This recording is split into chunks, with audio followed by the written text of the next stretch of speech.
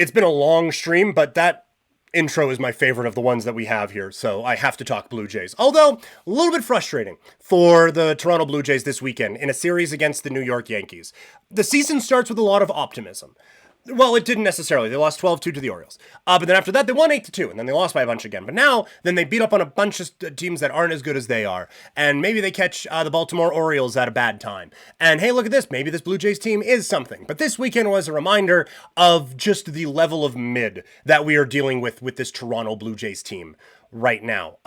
The offense is the problem. There's no question about that. They get 3 hits, 1 run against the Yankees in that second game. They have a doubleheader on Sunday, and they scored 3 times in the entirety of it. Now, they got 11 hits in the one, so that's great. But again, the margin of error for this team is just so small when you have to just string hit after hit after hit after hit after hit together.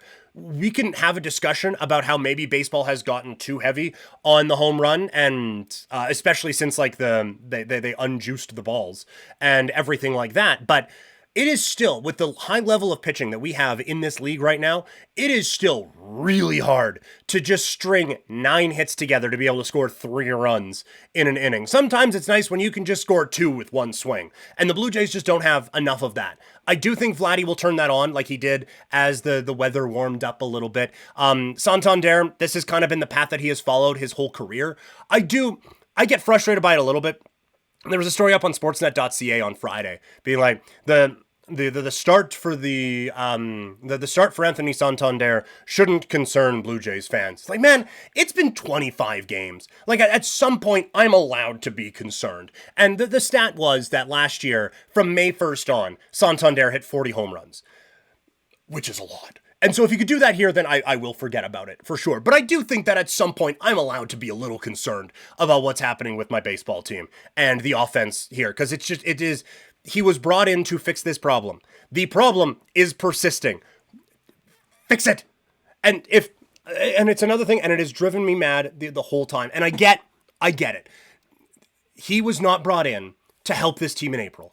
He was brought in to help this team get to October. So I don't want to say, change everything so that you can peak for April and you're begged by the time August comes around. But if this has been a problem your whole career, why can we not adjust it a little bit? You know? Like, and again, he hit 40 home runs from May on. So I could be coming back on here in a month being like, yeah, well, missed that one on Santander. He's been great. Shouldn't have been concerned at all. But I just feel like if you have had a specific problem for a long time and you're just like, well, ends justify the means. It's like, or we could figure out how to be good that whole time. Just a thought. But no, the offense isn't good enough. And the problem is, the concerning part of it is that there isn't a reinforcement coming. You know, like, in times past, it was maybe like hey, well, could Vlad get called up? Could have this, could have that, whatever. Or one of these guys is going to heat up because they had an offense like that. I do think that Bo has been spectacularly unlucky to start this season. And if he keeps hitting the way that he does and keeps approaching things the way that he does, that it's going to go his way eventually. But aside from that, like, I'm not expecting, oh man, you know what? Ernie Clement's going to turn this thing around. Now, Ernie Clement's being Ernie Clement, man. Like, a lot of these guys are just being them. You're getting more than you should out of guys like Heineman and Straw for some stretches. That there isn't aside from Santander, there isn't that main underperformer that you're like, okay, well, once that's going, the offense is really going to kick into high gear. It's like, once he gets going, the offense is only going to be mediocre instead of bad, and that's great. And this is with Springer getting off to a good start, too. And down in the minors, like, it's been miserable weather-wise for the Buffalo Bisons, just the schedule that they have played.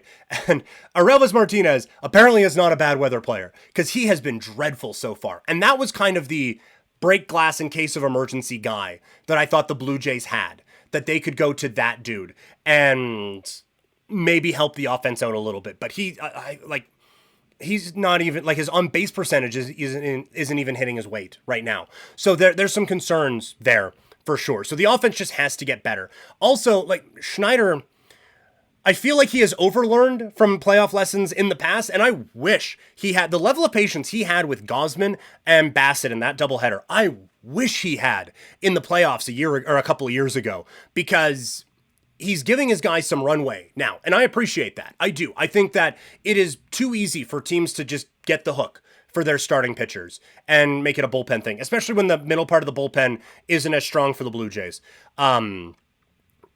I think that like a quick hook would be a bad thing.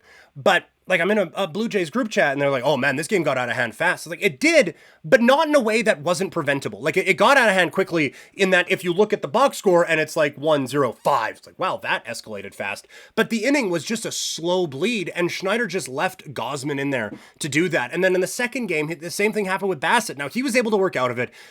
He pitches with not his best stuff and is able to grind through until Aaron Judge takes him deep, I think in the sixth.